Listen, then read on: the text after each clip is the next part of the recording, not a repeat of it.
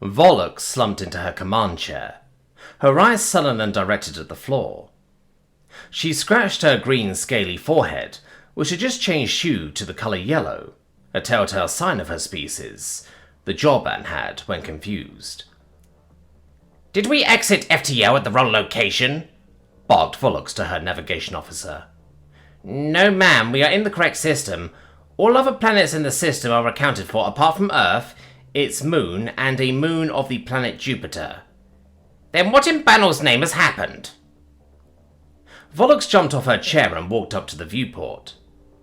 A dark void lay in front of her, nothing but space where a planet of 11 billion humans should be. "Ma'am, we are getting a message. Audio and video coming from, well, Earth." 300 cycles ago, Volux's grandfather, Commander Carden, was the first to encounter the humans. A war fleet of 200 Cigar-class planet destroyers were on their way to the Juna homeworld to end a 1,000-cycle conflict between the Juna and the Galactic Council. As final preparations for the jump into Juna were being calculated, a tiny ship flashed out of FTL. The ship would have only had space for a crew of 10, but only 3 humans were on board. "Hello, hello!" a voice was heard on the communication panel. A picture of 3 figures appeared. They looked like they were skinned Juna. Their pink flesh was exposed and their purple fur ripped off. "Sorry to jump in on you like this." "Dad, enough of the puns." "Sorry, Sally. Dad just need to let these people know why we are here, and we'll be on our way. Sorry about that. My name is Harley Bishop. I am a human from Earth. With me is my wife Samantha and our daughter Sally. We were just having a leisurely drive around space when I slipped on our navigation console and changed course. Silly me jumped right in front of you. Sorry about that. Anyway, we will just turn around and head home. Have a nice spot of tea and you can go about your business. Anyway, nice talking with you. Have a great day." Carden was confused. Not only was there a ship with creatures he had never seen before, but they spoke Galactic Standard. The translation module never lit up. For a second, Carden just stood there in silence, trying to process what he had just seen. Then Carden remembered what he was about to do. He was about to end the longest war in galactic history. No one knew the fleet's position, only the head of the Galactic Council and the chair of the 3-member species. Dumbfoundedness quickly turned into panic, as he thought this might be a scout ship for the Juna in preparation for a counterattack on their position. Why were they masking themselves with these weird figures? Just to confuse us, thought Carden. Carden ordered his weapons specialist to fire 1 0-point round at the ship. A 0-point round from their Mac cannon would leave debris. The cartridge was half the size of the ship, around 50 meters in size, enough to analyze the wreckage and figure out the origin of the ship. Regardless of if it were a scout ship or not, they could not know the location of the fleet. 0 point away, the weapons specialist replied. "Direct hit." He paused. "I think." "What do you mean you think?" Carden questioned, walking over to the tactical display. "Well, the 0-point registered an impact, but there is no wreckage. The cartridge would have blown a hole clean through a ship of that size, even with a state-of-the-art shield. It would not have enough energy to stop the round. It is like it just disappeared on impact." "This makes no sense. I will contact the council immediately to inform them of the situation." Carden calmly walked into the meeting room adjacent to the bridge, his calm demeanor masking his frustration at what just occurred. 10 minutes later, he walked out of the room, his face the same as it entered. "The council has noted the incident. I have transferred all data to them and they will review. For now, we go ahead as planned. How long until the jump, Classman Hajar?" 12 minutes 15 seconds, sir." "Ready all ships to combat protocols and all hands to battle stations." Over the next 300 years, humans seem to appear in more areas of Council space. 300 years after first contact, a human ship jumped into the restricted space of the Council homeworld, Journey's End. When fighters and frigates scrambled to intercept the ship, a large angular structure with 2 cylindrical towers protruding from the top, A message was broadcast on all channels. "Sorry to barge in on you like this." A man in dark clothing with a white circular hat said, "One of our guests was taking a tour of the bridge and drunkenly decided to plot a course here as he heard that the planet had the best hot sauce around. We will be turning back and following our planned route. Apologies for the inconvenience." No ship was able to use FTL in system. A protective barrier placed around the system and immigration entry points, heavily fortified, were the only accessible entrances. Yet this human ship was able to bypass them completely and jump within a few thousand miles of the Galactic Council's home world. As the fighters were getting into firing range, the massive human ship looked sluggish as it was turning.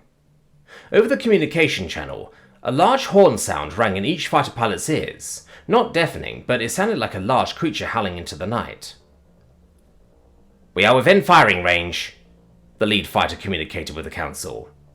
"Fire at will," Horbath commanded. 30 fighters unleashed their quantum missiles at the bulky ship, all on course for direct hits. It would be hard to miss such a massive target. "Impact in 5, 4, 3, 2, 1, impact." A massive flash of white light shone through the system, temporarily giving a sun-like light to the dark side of the planet. "Update," Horbath ordered. "I do not understand. All 150 missiles confirmed impact, but the ship seems to have just disappeared." "Impossible. A ship that size would leave some sort of wreckage. Scan the system." "Scan complete. I am registering an FTL jump right before impact." "Then what did the missiles hit?" Horbath's normal calm demeanor was now nowhere to be seen. A hue of red covered his whole body, a sign of frustration. "I do not know, sir. Heading back to base for debrief," the lead fighter pilot said, bewilderment evident in his voice. Horbath sat back into his chair, took a deep breath, his red scowl slowly turning back to green. He grabbed his datapad. His aide, a young Joban female, stood ready to record his message. "Ready, Father." "This is a message to all Council members. Emergency session to take place tomorrow to discuss the ongoing issues with the species known as humans."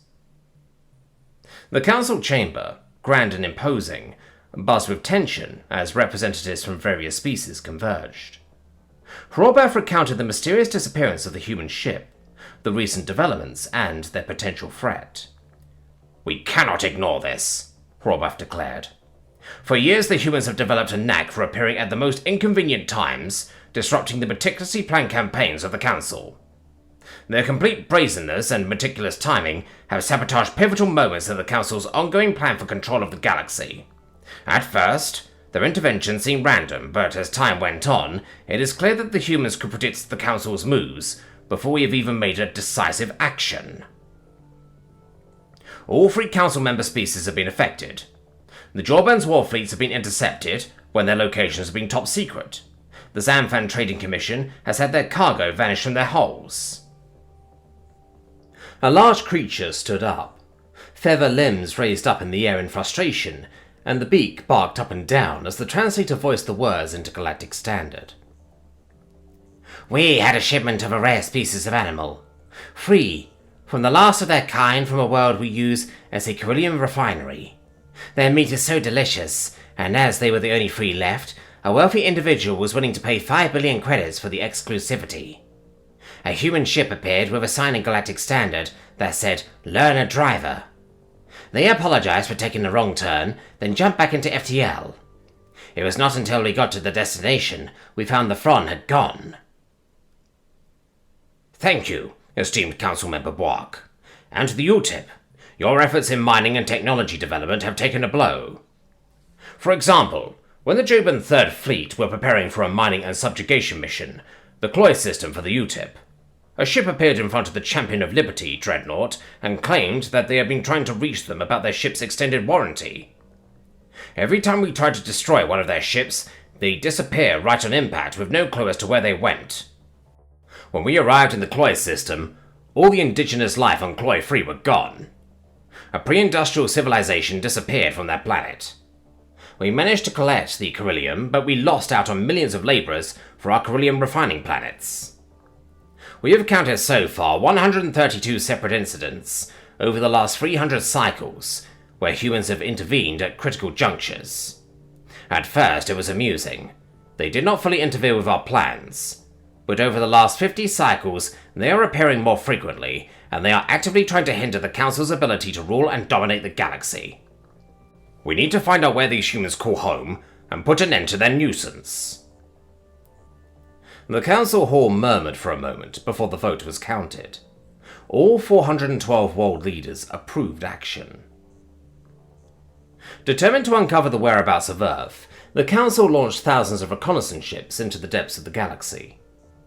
These vessels were equipped with the latest scanning technology and cloaking devices, designed to evade detection as they scurried across countless star systems. The search was relentless and methodical, driven by a collective resolve to put an end to the humans' interference once and for all. For 2 cycles, the recon fleets traversed the galaxy. The Council members grew increasingly impatient, their frustration mounting with each passing cycle without concrete results. Finally, a recon ship detected an unusual energy signature emanating from a distant sector. Cross-referencing the data with the Council's archives, they matched the FTL signature to that of Earth's ships, and it became clear they had found Earth. The recon ship jumped into the system. After scanning all the planets in the system, a blue-green planet showed signs of life and signals were emanating from the surface. When locking onto a signal, a video appeared on the screen. A camera in a home or shop with 6 humans sitting and talking, holding beverage containers with what they called coffee. The Council had finally found the human homeworld. Once the message got back to the Council, a massive war fleet was assembled, bristling with the most advanced weaponry and formidable ships from across the galaxy. Their destination? The Earth solar system. Volux, there you are. I hope you are keeping well, and congratulations on becoming the commander on the war fleet. Your grandfather will be so proud. Thank you, High Councillor Horbrath. It is an honor to be able to finally put an end to the vermin humans. Your grandfather was the first to encounter the humans. Now you will be the last one to see them alive. Reports from our recon ships confirm that the planet they call home, Earth, has no defenses. The only ships in the system are civilian and commercial, so go and claim victory for the Galactic Council. Ma'am, we are getting a message. Audio and video, coming from, well, Earth. Volux snapped back to reality. High Councillor Horvath will be expecting her to communicate total victory soon, and relieving her word to him only enhanced the anger and confusion. On screen, Volux shouted. Let's see what the hell is going on here. Greetings, esteemed council members. The message began, the voice dripping with mockery. A human woman dressed in a white suit spoke, a frond sitting on her lap, asleep while the woman stroked it. We regret to inform you that Earth is currently unavailable. We have decided to relocate the Earth to the Andromeda Galaxy and have a home-warming party with the Juna. A video appeared of the Juna homeworld, a planet that the Council thought they had destroyed over 300 cycles ago. The video zooms in to show the Juna people, alive and well, enjoying a brown beverage with white foam at the top. Then, of the planet of Cloy-Free, shots taken from high orbit, showing the species of that planet just living their lives in huts and farming the land. Sorry about the smoke and mirrors. We swapped the Juna homeworld with a fake. Buildings and everything, and 15 billion little bots that made you think there were life signs on the planet. They were a peaceful species until the Council decided that they wanted the beryllium-rich planets and moons in the system.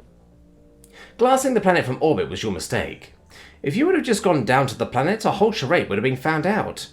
Nice distraction we have for you, though. Grandad said he laughed for days when he saw the confusion on your commander's face. Oh, and do not come looking for us. You will not be able to find us anyway. Not sure your council is capable of moving planets to other galaxies yet, are they? I mean, if you continue, we will be happy to send more booze cruisers to Journey's End. Humans have outgrown all the petty little conflicts and wars. We are far, far more advanced than any of you realize, and in our enlightenment, we chose peace and quiet. A nice Merlot and good time with friends and family. I implore you to consider it. You have far more time to enjoy the little things in life, and a lot less, well, death. And a word of warning to the Council and its members. If the Council try to invade, subjugate, or placate any other species in the Milky Way galaxy, we will just have to bring them over to us and show them a good time. Anyway, this is Admiral Samantha Bishop signing off, on behalf of the humans and Juno of the Andromeda Galaxy. The message ended with the image of a dazzling party. Humans and Juno raising their glasses in a toast. Hundreds of Throng cuddling up to humans and Juno, before the hologram dissipated into the void.